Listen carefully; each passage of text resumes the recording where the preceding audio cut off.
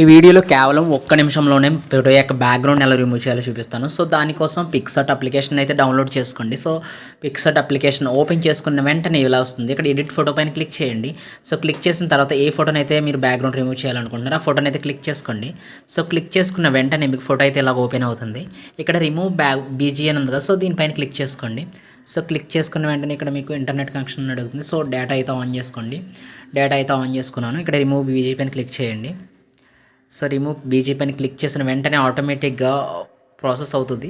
Process అయిన వెంటనే మనకి బ్యాక్గ్రౌండ్ అయితే రిమూవ్ అయిపోద్ది. సో ఎక్కడైనా చిన్న చిన్న ఎడ్జెస్ కనుక రిమూవ్ అవ్వలేదు అనుకోండి, ఇక్కడ ఎరేజ్ బటన్ పైన క్లిక్ చేసి కొంచెం హార్డ్నెస్ తగ్గించుకొని నీట్గా ఎరేజ్ చేసుకోండి. ఇక్కడ ఎరేజ్ పైన క్లిక్ చేసుకొని నీట్గా ఎరేజ్ చేసుకోండి.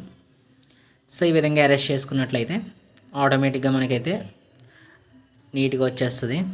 వచ్చేసిన తర్వాత ఇక్కడ టిక్ మార్క్ పైన క్లిక్ చేయండి.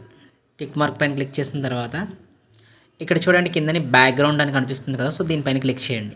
క్లిక్ చేసిన వెంటనే మీ ఫోన్లో ఉన్న బ్యాక్గ్రౌండ్స్ కనపడతాయి. సో ఏదో ఒక బ్యాక్గ్రౌండ్ సెలెక్ట్ చేసుకోండి.